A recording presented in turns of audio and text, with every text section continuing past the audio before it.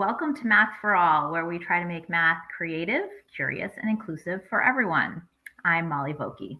I'm Heidi Savnani. Thank you so much for joining us this evening. We're really excited for our final show of this evening with Pam Harris. And so we would love it if you are following along online. Feel free to leave a comment in that space. We'll try and put them in if we get them in time.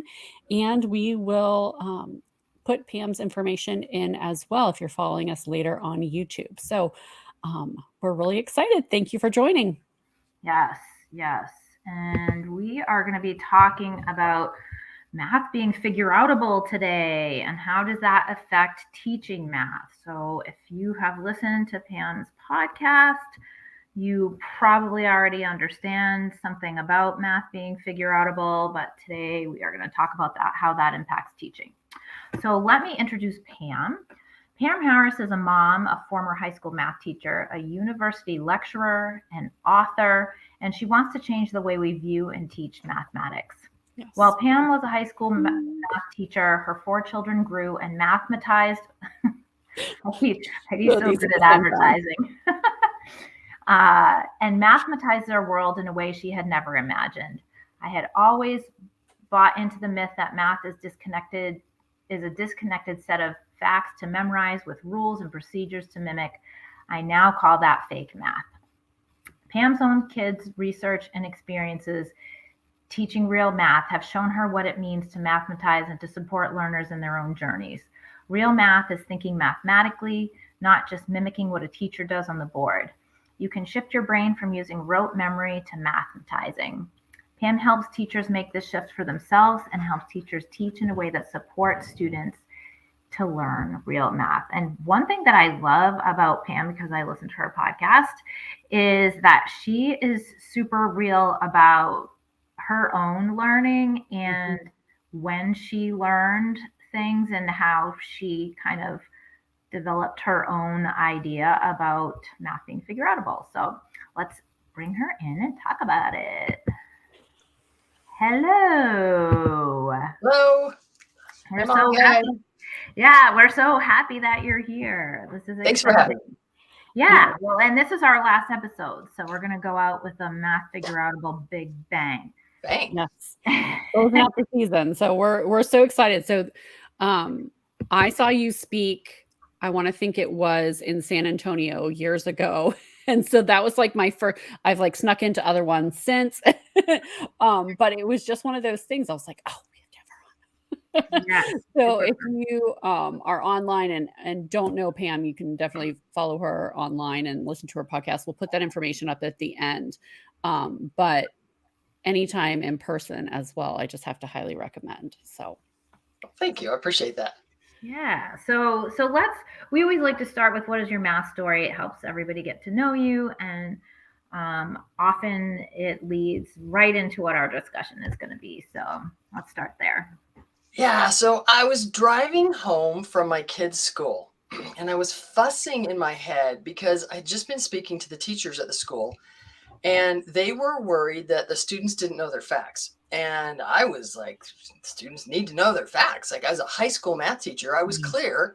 I want kids to have the facts at their fingertips.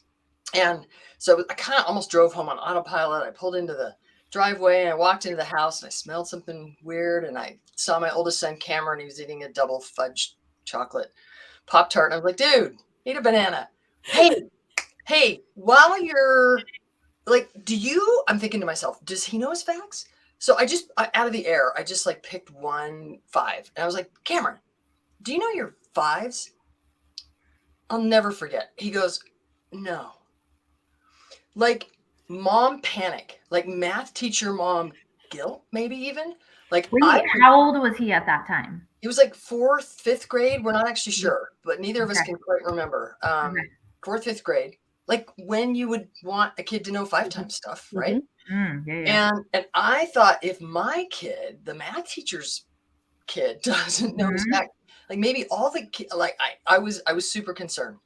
And he could tell, and he kind of was like, Mom, it's okay. You don't have to know your 5s if you know your 10s. I said, what?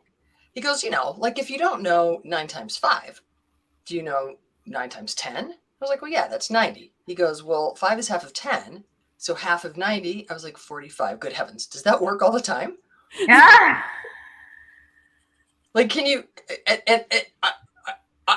I was like speechless like I am now. And I said, like, does that work? I literally asked him, does that work all the time? Give me another example. And he said, okay, 23 times 5. Not the single digit fact I was thinking of, right? But he made up 23 times 5. He made up 23 times 5. And I said, what? And he goes, do you know 23 times 10? I said, yeah, that's 230.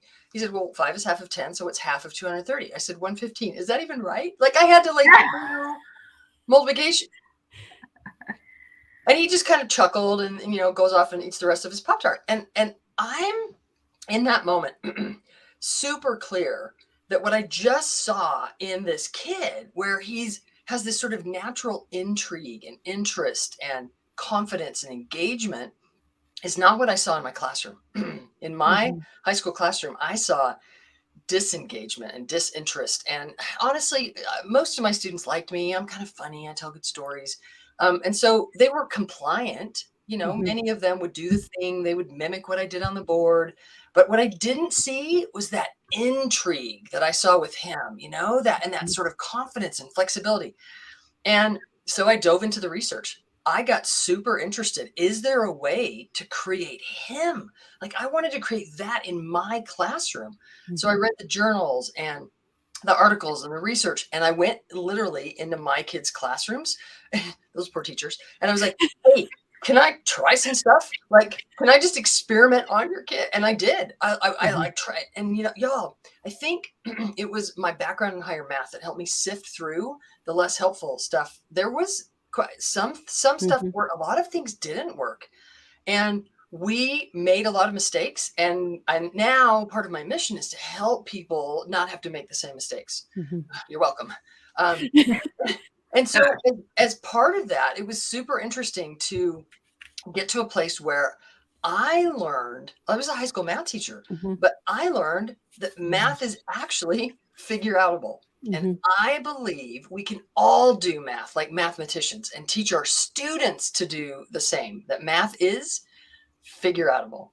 So for 25 years now, I've been helping thousands of teachers, just like your listeners, watchers, how do you say that? Yeah. Get better results and have more confidence from their students because they're doing real math. So at what point, so you're a high school math teacher when you're being ignited into this journey that you've been on for the last 25 years, or whatever, I think you said 25. Yep. So what happened then? You just started doing research on your own, and then what? I mean, you're in your kids' classrooms and you're kind of informal, right? Like, you're just doing your own kind of research. Yeah. Yes. I actually called a good friend of mine at A&M, Janie Sheilak's a good NCTM past leader. She was one of the authors of the focal points. Nobody remembers the focal points because they were kind of a blip, but they were cool. It was a moment. I called her. I knew her from my days at T-Cubed with the Teachers Teaching with Technology. So I had already been doing professional learning with high school teachers because I had the blessing of being introduced to graphing calculators as a student teacher. They had just come out. I just aged myself. And I think we were teaching better with them now than so many teachers. Like, we just something about us diving in, and my cooperating teacher was amazing. That I knew I had an inkling then there was a better way to teach math, and part of it for high school included graphing calculators. What I didn't know was that I could have actually thought about all that basic stuff. Sometimes people will say, "Well, the kids have to, they gotta learn those basics, they gotta memorize those basics, and then we can build on it." Or, pick me. I memorized all those basics and then just mimicked the teacher. And it wasn't until the graphing calculator kind of got me started, but it was really my kid. It was really this, but I had seen people like that before, where people would say things, and I was so clear that math was rote memorizable. That when somebody would say something like what my son said, I would just kind of like, la, la, la, la, la. Like, if math is about rote memorization, don't give me one more thing to stick in here. Like, I was going to keep it in. my brain was like so full of these random disconnected facts and Yeah, these yeah. behaviors I was trying to mimic. And so it wasn't until I kind of had the, I don't know, the opportunity, I'll say blessing of Mhm. having this kid God gave me, that I was like, okay, wait a minute, like you're doing that. What? Having the experience of seeing him like come from me and Mhm. think in a completely Mm. different way. I was like, I want to do that. Like I want to be you when I grow up. Mhm. And, Yeah, I and want to that, be in 5th grade. yeah, I don't want to live 5th grade again. Yeah. But I was super clear that what the kinds of things he was thinking about was different than the way I'd ever thought about math before. And Yeah. I'd actually be curious to ask you guys, when you retrieve something from rote memory, a phone number, we don't do that so much anymore. Maybe a password, maybe a combination lock. I don't even know what we don't rote memorize very many things anymore. True enough. Maybe your license plate, you probably take a picture of it. I don't know. But when you pull something from rote memory, can you tell that your brain is like, to me, it feels different. It's almost like I can feel there's a different part of my brain that pulls something from rote memory versus when someone says, well, 5 is half of 10. So you can Mhm. multiply by 10 and then kind of all of a sudden, and I have to share with you, I was just at a workshop yesterday and a neuropsychologist, oh, I wish I had her name at my fingertips. She was awesome. Said to me, oh, that's because when you retrieve from rote memory, you're activating one part of your brain. Mhm. When you do that thinking and reasoning, you're activating several parts of your brain and they have to work together. And I was like, oh, I love that. That's like, so like, right? Yeah. Because it feels that way to me. And I was so clear that was happening when I was Mhm. messing around with my kid, when he would Mhm. say something and as I made sense of it, I thought, well, and it was that intrigue. Like I want to be you when I grow up, and I want my students to be you now. Mhm.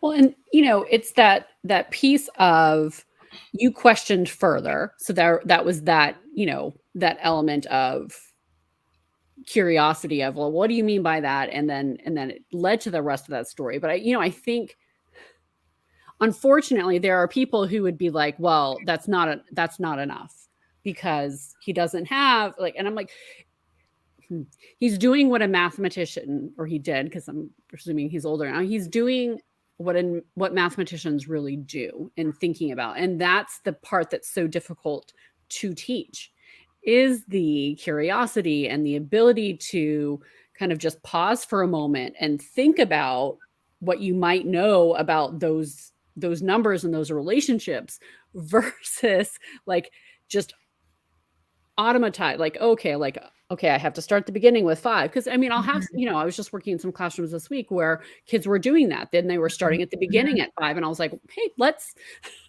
pause and think for a moment about What do we what know? what we might like, how we could get there without doing that. But it was just like, no, I need to get this quickly. I'm like, who said quickly? Like, Right, but that's the thing, Heidi. Like I had some strategies that I used to do when I was younger that I thought were cop out strategies because I didn't have it memorized. I can't Mhm. really remember what they are now because I Oh, remember thinking when I learned them as an adult, like when I first started teaching and my students started asking, I was a middle school teacher when I first started. My students started asking me questions why, and I was like, I will get back to you on that. Like I didn't know why a lot of stuff was. I was like, I can tell you how to do it. yeah. So that was for me like the beginning of my journey, I suppose, to being where I am now. But for sure, like I had some strategies that are taught now. And when I learned them as an adult, I was like, oh, somebody got inside my brain. And I thought that I was doing like a cop out thing because I didn't have it memorized. Like, oh my gosh, this is amazing. Well, and I find that fascinating because you're so not alone. When I sit Mhm. on a plane and But you someone would never says, have talked about it then. You wouldn't have talked about what your strategy no, was because because you you were just supposed to rote memorize it. I meet yes. people all the time that will go, I'll on a plane, what do you do? So Oh glad you no. asked. Yeah. Yeah. And as we get, I'll say, like something like 36 minus 19, and they'll go, I never could like learn that real way. And so I do these Mhm. tricks. But what's fascinating to me is I'll have two responses. One person will go, I learned these tricks or these things that kind of Mhm. they weren't the real way, and they feel bad about it. Yep. But on the other hand, I'll have a more mathy person. I'm putting that in quotes because they'll go, oh yeah, I would just think that through, and they do the exact same numerical relationships, and one felt bad about it and one didn't. And I'm super intrigued by how there's this group of people that didn't feel bad about it. And I want to take the way you, Molly, naturally were using relationships, and I don't want to make you. I want to not have kids have to do it on their own. I feel like that's my contribution to the work, is to say, this is the way mathy people think, and here's how we can build it in kids. Like, let's not make people do it on their own. Let's be out, purposefully, intentionally create experiences where kids can do that. Well, I think we're leading right here, right?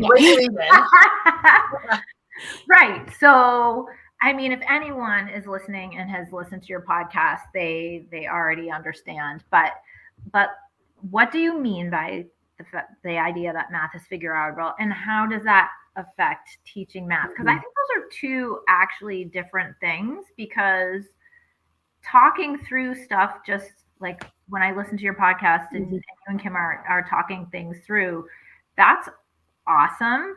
But also then trying to teach how to do that is an entirely different thing. Yeah. It's interesting, when Kim and I decided to do the Math is Figure Outable podcast, one of the things we fussed with was we don't really believe that telling is the best way to teach. And so here we are on a podcast telling. Yeah, and we don't even do a video one yet. And so it's not even visual at all. We believe really strongly in the power of making thinking visual. In fact, I'll just really quick, when I mentioned that the graphing calculators were important to me. I'll slow down, breathe. Part of that was Frank DeMann and Bert Waite's vision that they called it the power of visualization. And the connecting they did in a traditional algebra book, you would have solving equations for the first 4 chapters, and then you would graph for the next 4 chapters. Chapter 5 started graphing, and ne'er the twain shall meet. Like there was no connection. No clue. Throughout all of high school algebra, I was like, I don't know why we're doing this. Yeah. And so the power of visualization started for me there. And then all of a sudden, I think that's another reason why it clicked for me when I started seeing the research about making thinking visible with open number lines, with area models, with ratio tables. I was like, wait, that's what you've been doing in your head this whole time? Well, I can do that. Now that I can see it, now that it's not just like, la, la, la, la, la, la, the telling thing doesn't work. And so when you said, what does it mean that it's figure outable, and how does it help you teach math? So I'd like to do just a little experience with y'all. You've listened to my podcast, so this isn't going to be totally new, but ready? Yeah. What is 16 plus 10? 26. I didn't know if I was supposed to say. Yeah. Oh, okay. Yeah, okay. So 26. Okay. Yeah. What's 16 plus 9? 25. Yeah. What's 47 plus 20? 67. So if 47 plus 20 is 67, what's 47 plus 19? Yeah. 66. How about 138 plus 50? 138. Now, you could be writing this down. Yeah. I'm not trying to. Yeah. I'm saying things again because I know neither of you are, and so anybody who's not writing stuff down, I'm kind of saying it again. So I don't expect kids to hang on to this stuff in their working memory, which is one of the things that some of my detractors are pushing on. Is they're saying, "Oh, you're not what's the word? You're not acknowledging that you're having this huge load on working memory." Oh no, I'm clear on that actually, which is why I would make the thinking visible. So when I say 138 plus 50, I would write that on the board. Yeah. Okay. So and it's weird because if you wrote 138 on the board, I'm not thinking about that. Then I can think about adding 50 naturally in my head. But if I'm trying at almost 50, I'm trying to keep 138. These are good. What number was that again? That she said the first time? I know I'm adding. Totally. So teaching math is not about how much you can hold in your head. Yeah. Teaching math is about how you use the relationships. Okay, so let's do that one. 138 plus 50. 138 plus 50. 188. 188. So if that's 188, what's 138 plus 48? So it was 186. So if 138 plus 50 Yeah. was 188, then 138 plus 48, 2 less, would be 2 less than 188, would be 186. Yeah. And again, in a classroom, I would be writing this out and be making it really visible. So then I might ask students to describe what kind of thinking have they been using for the 16 plus 9, for the 47 plus 19, for the 138 plus 48. And I want to pull words out of them, not because I expect them to already know the words, but also not because I expect them to guess the words. I actually use this exercise as a way of clarifying their thinking. When they have to put words to, well, you gave us a problem and we used it to solve the next one. Oh, okay. Well, how did you use that problem? Well, it was just one less. Well, why? Well, because you started with the same thing and you added, I'm putting words in your mouth. Hope that's okay. But the kind of thing that you know, well, I'm afraid if I asked you guys, you'll have too clear of an answer. So I'm kind of doing it. Right? So I'll keep pushing. Well, so you kept one of those numbers whole. You didn't break it up like in the algorithm. You break them up all the time. Yeah. Every time you have to break the numbers up into place value pieces, and then not really think about place value after that. But here you're keeping one number whole, and you're adding something. Describe those helper problems for me, the ones that kind of helped you, and then I want kids to talk about. Well, golly, plus 10. Super easy. Plus 20, not bad. Plus 50, especially when we can see the numbers. You know, like we can add 138 and 50, and we can do that. Oh, and then we just back up 2. Wait, why were you backing up 2? Wow, because we were adding a little bit less. Could we generalize that based on what y'all just said? Could you then do a problem like 2,349 plus? Don't hang on to that. 349. Some crazy number. Plus 1,995. 2,000. Add 2,000. All of your faces just went 2,000, right? Like you both just like, oh, I can do 2,000. So now that you have 2,000, could you add 2,000 to 2,349? Yeah, and again, I don't expect you to hang on to that. Yeah, look how fast you did that, Heidi. So you've got 4,349. I had to look at the number, 4,349, but you added a bit too much. And I don't know, I don't remember. Yeah, it was 1,995. So how much too much? 5. So whatever we just had, you'd back off 5. And then that thinking, about what 2,000 plus 2,000 is, that's good. And then that thinking of once we landed on, I got to think 2,000 for 4,349, now you have to back up 5. I've actually had teachers say to me, oh, my students wouldn't be able to do that. No, so that's, yes, teachers say that. And how do you respond?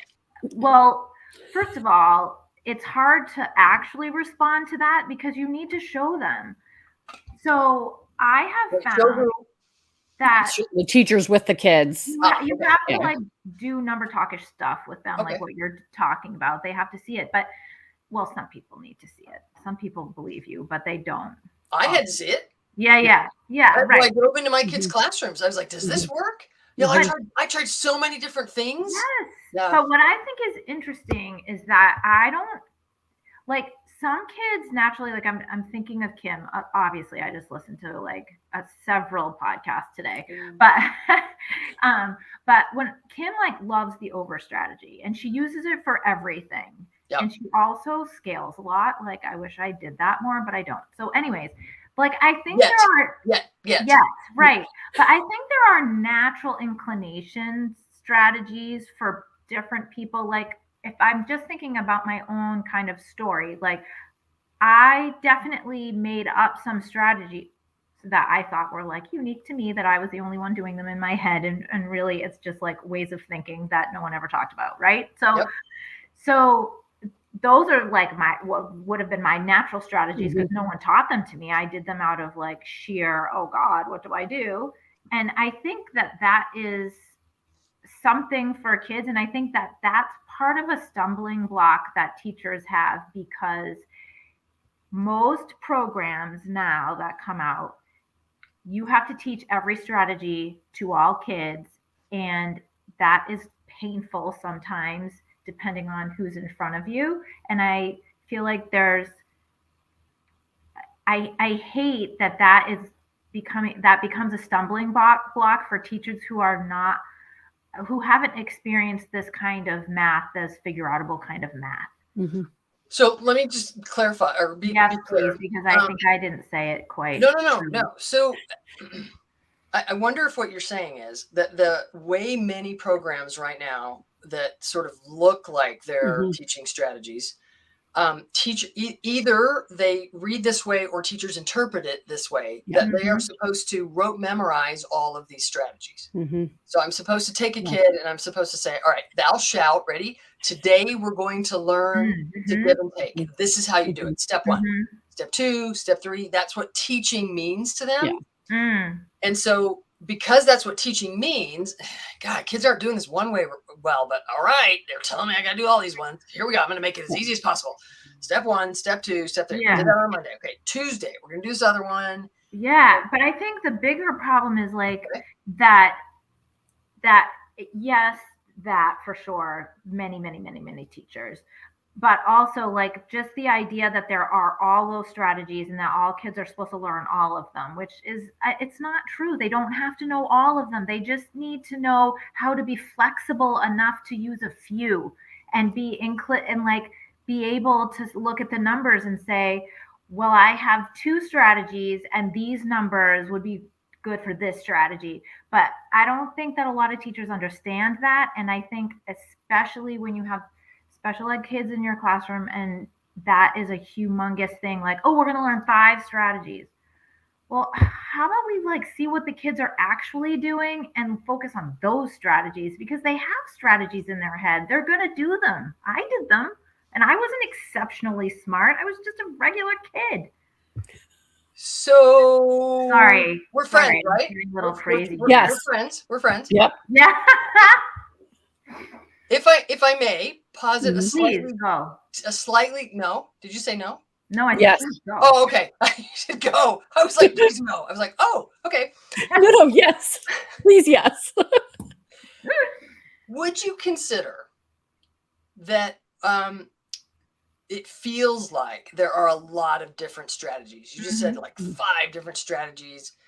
What if there are only a certain set of relationships that actually are the important relationships based on our number system?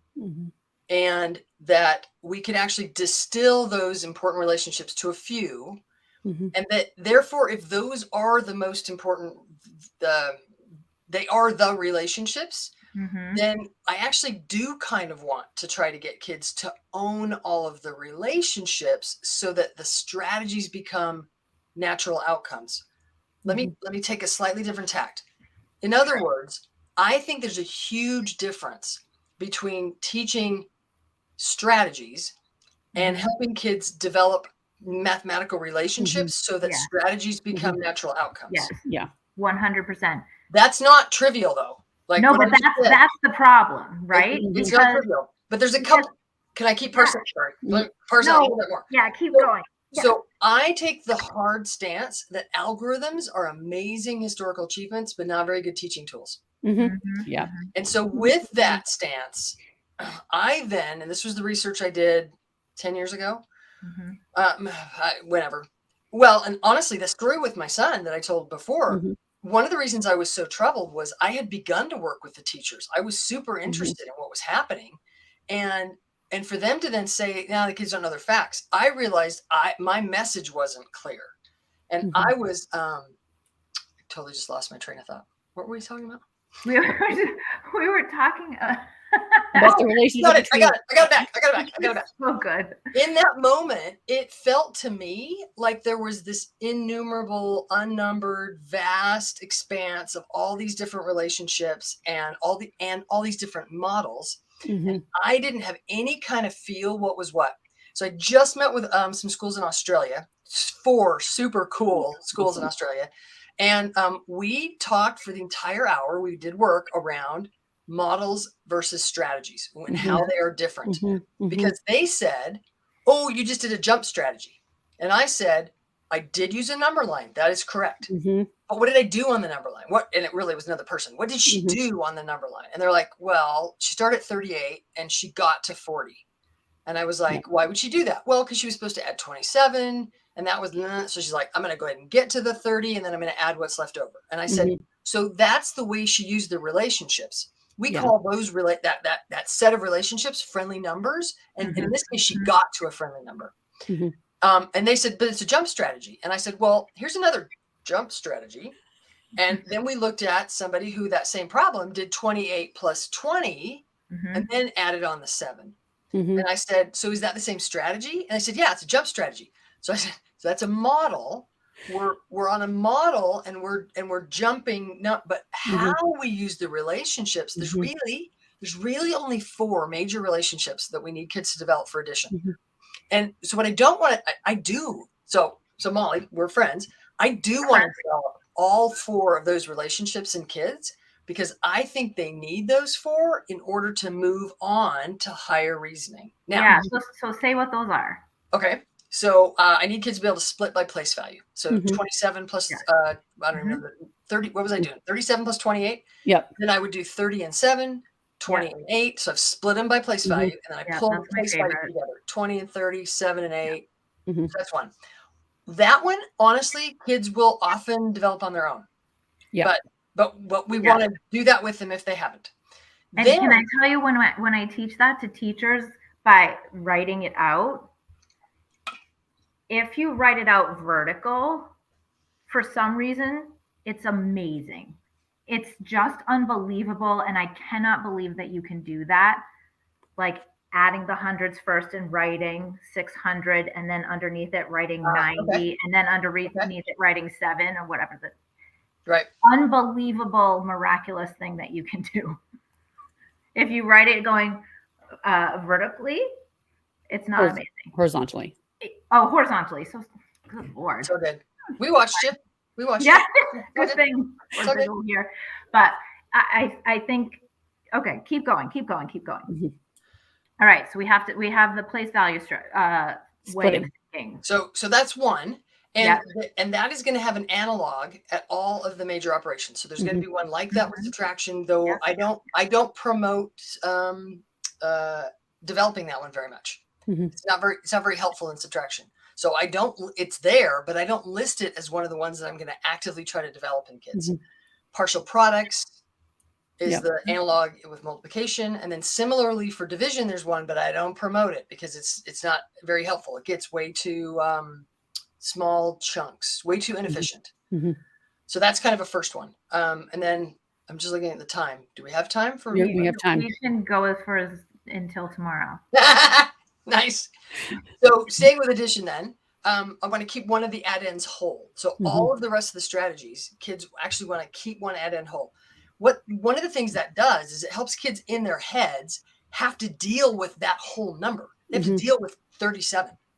Like they can't just deal with 30 and 7 anymore. They actually have to 37. And so then they have to have some sense of the magnitude of 37 and what's it near and what are friendly numbers. And a brilliant way to develop the big ideas and relationships of friendly numbers is to do problem strings where I'm trying to get kids to get to that friendly number.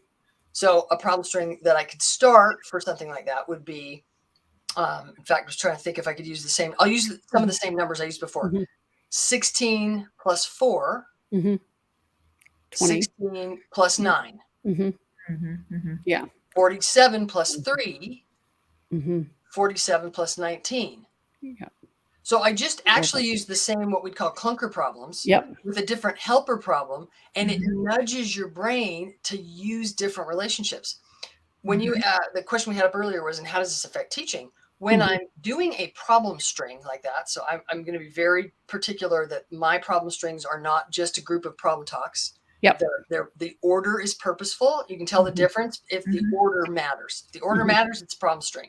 If it's a group of problems that are related, that's a problem talk and maybe a less helpful kind. So in the problem string, I'm going to let students solve it however they want to. So Molly, if you're stuck in your strat, you're like, this is the one I'm going to use. Well, then I'm also going to put problems in front of you that beg a strategy. I really want a set of relationships that lead to a strategy that I really want you to own. And I'm going to put that up in front of you. So I'm going to let you solve it however you do. And then I'm going to go, hey, based on what Heidi just did, case whatever. Do you want your brain to do that next time? That was pretty cool. And then you get a chance to go, nah, I like mine. And then I get a chance to go, Do you own Heidi's? If you own Heidi's, I let you choose. Yeah. But if you don't own it yet, let's work on that. Like, could you try Heidi's? Mhm. Tell me about Heidi's. Like verbal. Again, there's that really important verbal part. Yeah. Put some words to what Heidi was just doing. That helps the student gain clarity about what Heidi was just doing, which then gives all the students a more, what's the word I want? Gives them more of a chance to then implement those relationships on a future problem. So it's really less about having kids learn a bunch of strategies, and it's more about developing the important relationships that lead naturally to strategies. Can I tell you something interesting? So we're writing problem string books, grade level problem string books, kindergarten through 5th grade. I'm so excited. They're awesome. We are, yes. And they're not out yet. We're writing, and they're super cool. And I'm so excited. One of the reasons I mention it right now is we have a section for each lesson that says objective. And I realized early in the writing that our objective said, the objective of this problem string is to teach this or develop this strategy. Yep. And we changed it. And now it says the objective of this lesson is to develop these relationships which lead to the use of this strategy. So that's super interesting because I think that's the missing piece, right? Yeah. Even, and I mean, I feel like I know a lot. However, when you look at I'm at an advantage. This is what I've been doing, right? I've been studying this for the last however many years. So just a few. Right. And so I look at a book and I can talk about the relationship, but lots of teachers can't do that. They're just looking at it as like another strategy. They're not necessarily saying like the most important piece of this is the relationship, not learning the strategy. And I think that that's where professional development needs to go for teachers, is they need to understand what you're talking about right now. And even what you're like, and still, even though you know it, you're still learning about it, right? Like just because you ever had to write out that objective, that was made something super clear for you, right? Yeah. I mean, we're all on a journey to learn to do this better. Dylan Williams said, as soon as we can all acknowledge that we can be better, that it's not about we're not good enough. It's that we can all improve. I totally slaughtered that, Dylan. Sorry, that was much better. But you might find it interesting that so I have online workshops, and a participant in our online workshops just said in the message board the other day, Pam, I'm finding myself looking at problems differently than ever before. Because now when I look at problems, I don't say to myself, okay, line them up. Which rule am I doing? And what were the steps? She said, now I ask myself, what do I know? And I feel so powerful. Like I was reading that. I was just like, yes, like this is the point. It's not what strategy should I use here? It's, what's pinging for me here? What relationships do I own? And so my intuition is coming to bear. And that's when creativity can happen. Creativity happens when we own some relationships and we can like choose between them. What if I may just quickly, one of the reasons I pushed back a little bit on what you were saying was it sounded like you're like, just if a kid's got a couple ways, let them do their ways, like leave them, don't but respectfully, I would suggest that we can't leave them there because then they're stuck there. We have to, the growth mindset's like real. Like I really do want to change the way they think about math. I don't want it to be, okay, which strategy and I'm stuck. That's all I've got. I want to develop as many relationships as I can in the time that I have with that student. Can I press too? Because I feel like one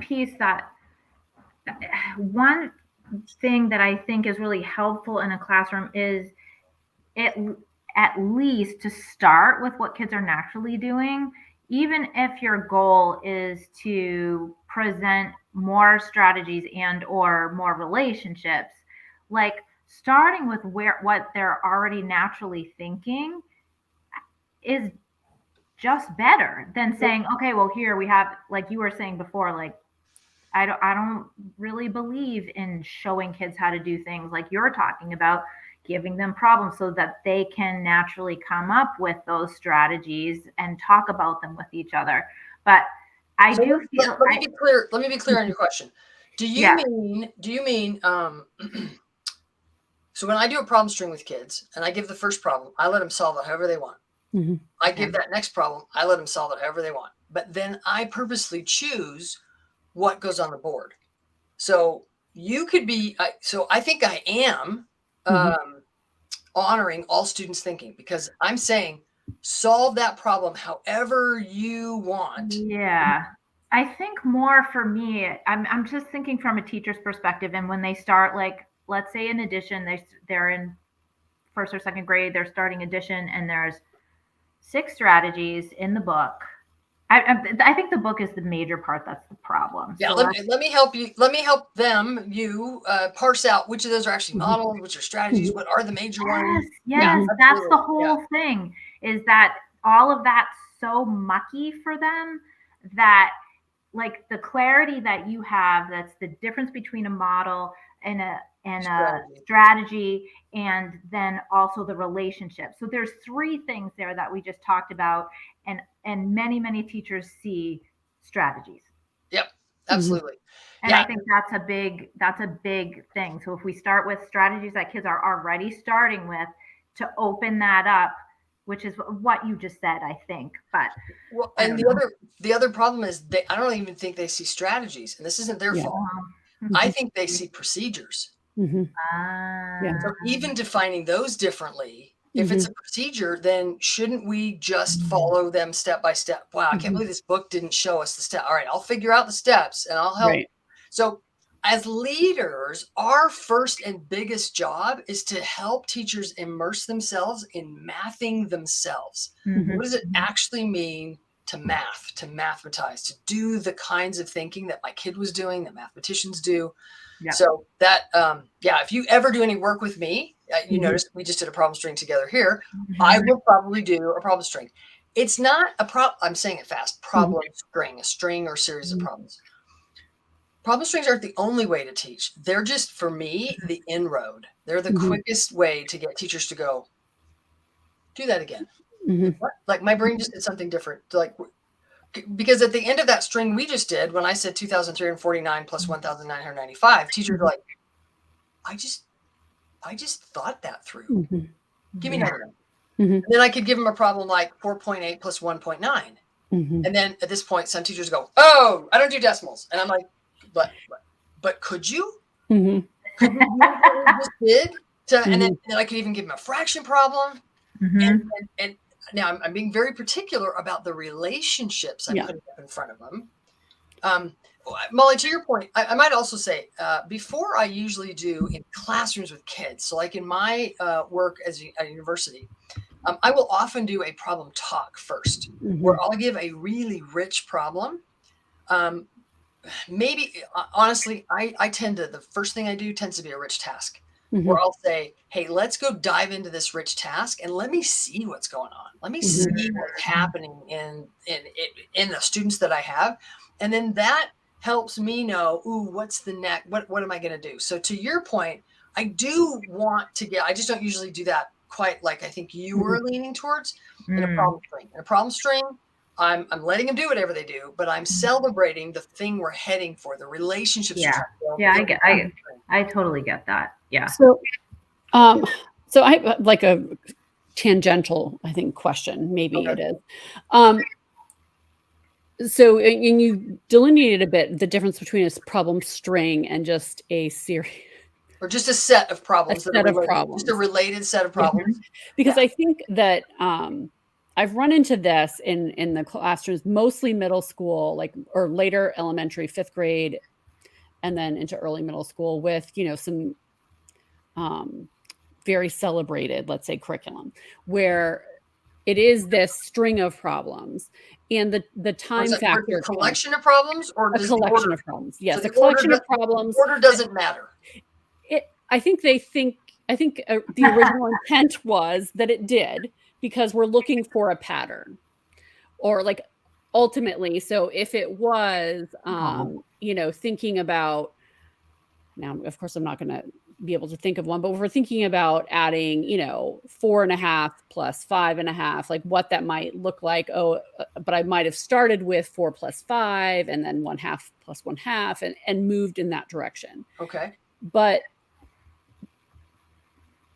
I think there's been a couple of instances where I've said to teachers, like the actual time that it's taking for students to solve in with the strategy that they have is taking so much time, and for us to solicit that information, that we're never actually getting to the point where we're talking about the relationship between the problems and why that number, why our answer is increasing incrementally by the same increment over time. And so I'm just wondering, because it's one of those things that I've then thought back on myself. I'm like, oh, well, I wonder if that was good advice or not, because sometimes we get stuck, or at least maybe I get stuck. Sometimes I get stuck in a collection of problems where I'm working so hard to solve the problem and come up with an answer that I then completely miss the fact that these were related in some way. And then I should have been noticing a pattern all along. And so that what you just said, Heidi, is interesting, because I am hearing the point of the collection was a pattern, and I'm differentiating that and not saying that it's bad necessarily. The way you described it sounds horrible, but having a pattern is great if you're trying to, if the pattern is leading to something. But I feel like having a pattern and delineating for a particular strategy with those relationships, those are so different from each other. I'm not sure I'm following either of you at this point, but it's a great conversation. So I'm okay. So this is. I might need an example, because an example that I saw recently. So dealing with powers of 10. I think that was the original intent of the lesson. So it was 10 times 10 times 10, and then 100 times 10, and then 1,000 times 100 times 10, and then 1/10 times one. So it was that string of problems. Okay. And kids were getting stuck on the computation of some of those larger numbers. How were they doing it? Were they actually doing an algorithm to do it? Some of them were trying real hard. And so it was that thing. I was like, pause. Let's hit pause for a moment. Yeah. And were they not talking about the patterns that they were already seeing? Because it seems like, so that's the problem. Yeah. Yeah. But I mean, yes. We just wrote a string that's actually kind of similar to that. And the power of it is going to hinge completely on how the teacher leads. Yeah. So if the teacher says, well, your first problem is 10 by 100. First of all, I don't think I would use 10 in hundreds. So I would do 10 by 10 by 10. So 10 times 10 times 10. Yeah, I wouldn't do that. So I would do something like 3 times 30. And I would talk about what a 3 by 30 looks like. Yeah. And then I would say, well, what's a 30 by 30? And how are those related? And we would actually look at a 3 by 30 and a 30 by 30. And we would are there really 10 of those 3 by 30s in that 30 by 30? Huh. That's interesting. Is that where that 0 comes from? Huh. That seems kind of powerful. Okay, so the next problem I might give, I forget, what do we do? 3 times 30 and then 3 times 30? And 30 times. Then I might do 3 times 300. And let me just back. I would not have done 3 and 30. Yeah. So it should have been 4 times 30. So this is part of what is the art of writing a good poem.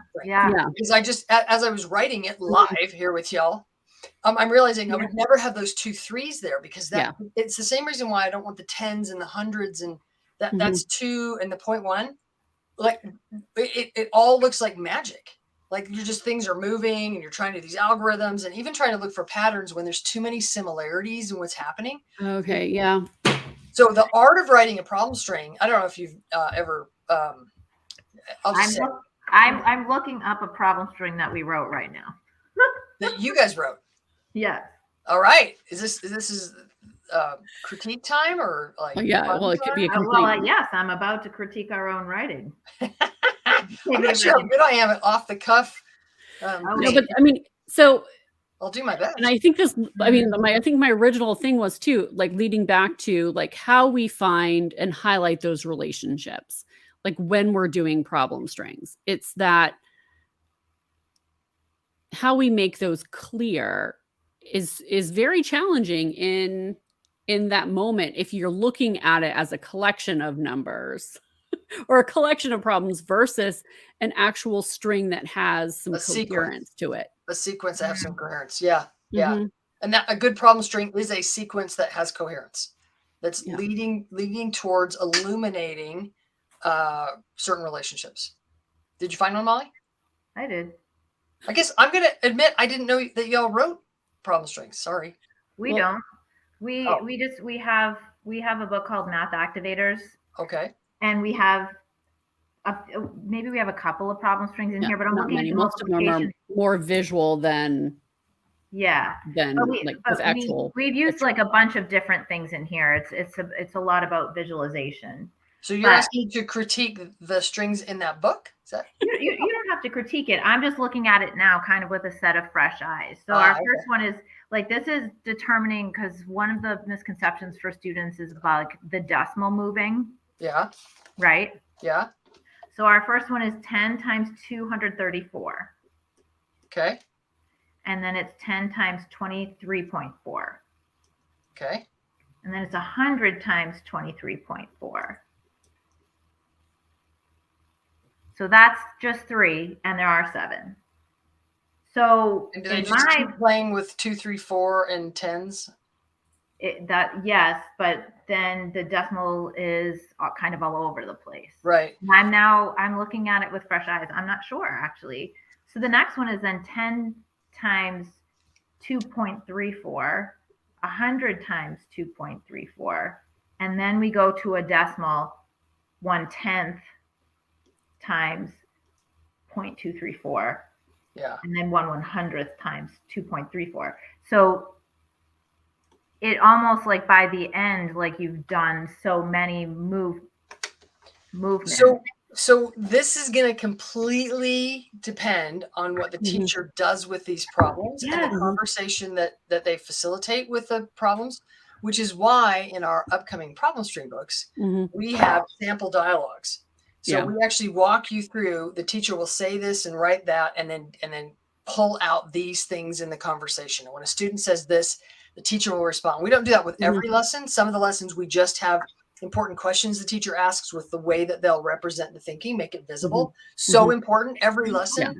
Every lesson. So funny. That's what ours is. Every lesson comes with what your board should look like at the end, or at least could look like at the end. We found when I wrote lessons and activities for building powerful numeracy, we found that teachers would give the first problem and maybe make it visible and then erase it. And they give the next problem. One problem will be over here and the next one will be over here. And it was like, and I was like, oh, like there's a, but it's not trivial. It's one of the times where I wish we could take the main important problem strings per grade level. And as coaches, that's what we focused on. We said, hey, everybody, we're going to do a sticks of gum problem string, and we're going to do it well. And so let's take it apart. What does it mean? What's the objective? What kind of questions we're going to ask? Which strategy are you asking for first? How are you going to represent the thinking? Really dive into one kind of string and get super good at it. You know, the reason your string, I just have to pop this in. The reason that set of problems is because there's a standard that says recognize the patterns when you multiply by. Yeah. So like mathematicians know that's an important thing. What we don't want to do, I think if you just give kids these problems and then they're doing some kind of algorithmic thing to figure it out, then you've got kids going, why are we doing this? This is boring. Yeah. Then you've got the result of them saying, you just move the decimal. Are we done? And they attempt to memorize which way to move the decimal or add a zero. And we get what we've gotten. We get kids that aren't mathing. They're not mathematizing. They're not making sense because the teacher, like we have to support the teacher to know what to pull out of a lesson like that. Yeah. Yeah. Woo! Yeah. All right. Wow. Number strings. Problem strings. Yes. Problem strings. Yeah. I feel like I. Do you know why I call them problem strings and not number strings? Well, because they're problems. Yeah. Yeah, and because I go all the way up to grade 12. So there's problem strings. In fact, somebody said something about visual earlier. We have problem strings of images. We have problem strings of graphs. We have problem strings of functions. We have problem strings of transformations. Like there's lots of different series of problems where the order matters, and we're trying to hedge towards nudge and head at the same time towards those major relationships so that the strategies become natural outcomes. I agree. And I mean, I haven't done a whole lot with middle school and high school, but when I start doing things with teachers and or middle schoolers, I mean, doing a subtraction, even just one subtraction problem, like you were talking about earlier, it makes things so clear. I don't know why subtraction is the big thing. It's because it's usually the worst thing. We did not plan this, but I think this is a great lead into you guys. Oh, it is. You're going to ask me where they can learn more. And so, Molly, I recognize how important subtraction is. And I'm running a free 3-day challenge that anyone can register for. It's super fun. I do a ton of giveaways, but we learn, and I'm focusing this 3-day challenge on subtraction across the grade bands. So you could be a kindergarten through 12th grade teacher, and you will learn something about subtraction at your grade band and how important it is. I'm going to help, we just talked about supporting teachers. I'm going to support the teacher to really mathematize with subtraction so that and how it affects them at their grade levels. Because teachers often ask me, okay, Pam, that was like interesting, but can you help me learn to mathematize? Well, the answer is yes. Join my 3-day challenge. It's May 10th, 11th, and 12th, 7 p.m. Central Time. It's on Zoom. You can, so that's what it is. What we do is we do math. We'll do problem strings. I'll have my iPad connected so you can see me making it visible. Like I said, we'll have lots of giveaways. I have a special guest. Dr. Nikki Newton is going to join me. We're going to talk about running records. So that's going to be amazing. And what it means is you can walk away with some free training on how to get yourself mathematizing and your students mathematizing. It's going to be a great time. Whether you put up the Molly, whether you're brand new, this is the first time you've heard of it, whether you've been tinkering with things, whether you've been looking and trying at all the things, join this 3-day challenge, and I guarantee you're going to walk away with teaching math better, doing math better. It's going to be awesome. And I think subtraction is like such a challenging area. It's the one that, regardless of class that I'm going into recently, it's been like, can you work with kids on that? And, above and beyond even multiplication or that tends to be an area that's really an area of challenge. So it's fantastic that you're doing that. Yeah, absolutely. Little known story. That was the first PD I ever did with elementary teachers. They asked me for help with subtraction across zeros. And I said, absolutely. I would be happy to do that. What does that mean? I had no idea what subtraction across zeros meant. I will be there for that when I figure out what it is. All right. So join that challenge, mathisfigureoutable.com/change. Totally free, y'all. It's totally free. And you will leave going, bam, owning subtraction. I'm thinking all about it.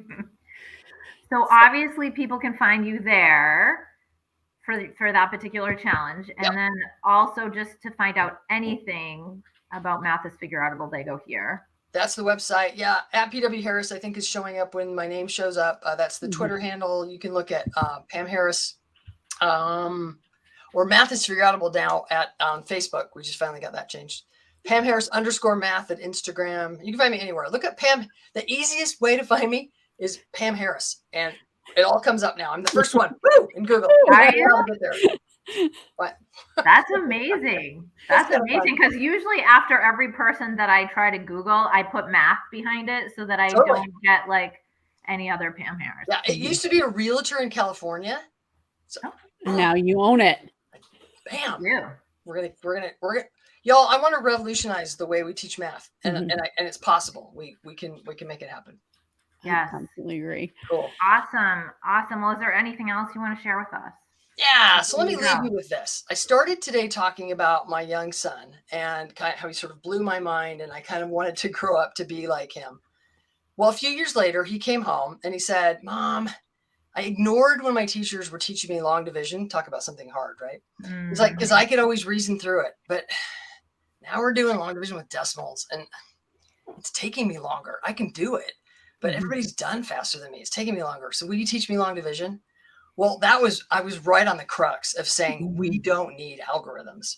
And so in that moment, I had this am I right anymore? Like, what do I, and he's, it's taking him too long. And I get that. Right. So in that mom moment, I said, okay, I kind of caved a little bit. I was like, yes, I will teach you long division, but with some meaning, And so I just kind of off the cuff, I don't remember where we were. I grabbed a pencil and something to write with. And I said, okay, so you know what? I do remember. I was in there in the kitchen. So it was at the kitchen table.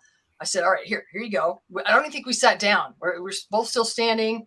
And I did the housetop thing. And all I could think of in that moment, just off the cuff, was I needed to have a smaller number inside the house and a bigger number out. Like, so I just said 8 divided into 6 divided by 8. And I was like, okay, since 8 is bigger, then I'll get a decimal answer. It'll be great. That's all I had in my head. And so I wrote that down. I said, okay, Cameron, here's the first thing you do. You ask yourself, what times 8 is 6? I don't know if you can picture that. Like, you're looking for this thing. Like usually we say 8 goes into 6, but I wanted to put meaning to it. So I was like, what times 8 is 6? And then I'm really clear. I'm going to have to prompt him with the decimal and the 0 and all the things. And he goes, let's see, 2/3. No, 3/4. And you were like, goodbye. And I said, so no, I actually won't teach you to long divide because the fact that he was crunching those numbers using relationships, y'all, those problems on those worksheets are almost always so doable because the answer comes out. Yeah. Like, and so therefore,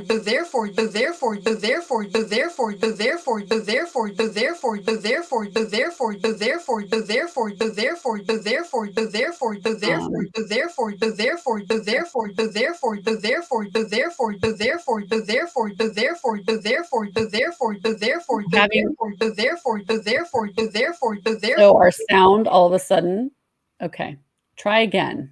Well, hold on. I muted her, so I'm not really quite sure. Okay. So it was just repeating the so therefore for a moment incessantly. That's never happened before. Can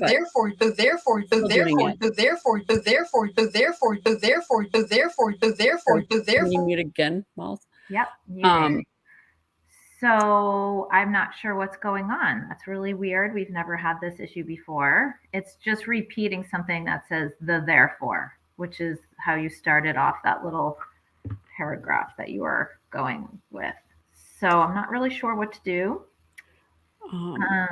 Let me try one more time. Therefore. You don't hear it, right?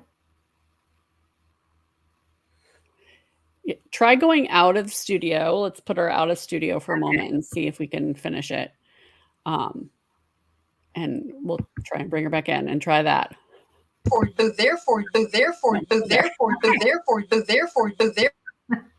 Okay, so unfortunately, I think we're done talking to Pam. Thank you so much for being here today. We had such a blast talking to you. This is the weirdest goodbye. We will find that. Oh, my word. Yeah. All right. Well, we'll put it in the comments later. Have her back because this was so fun. All right. Thanks, Pam. Wow. This is a good way to end the season with a really, really interesting conversation that pretty much could go on for several days. But obviously that was a really weird ending. So yes. We'll have to see what happens and put it in. So it's our last show for this season.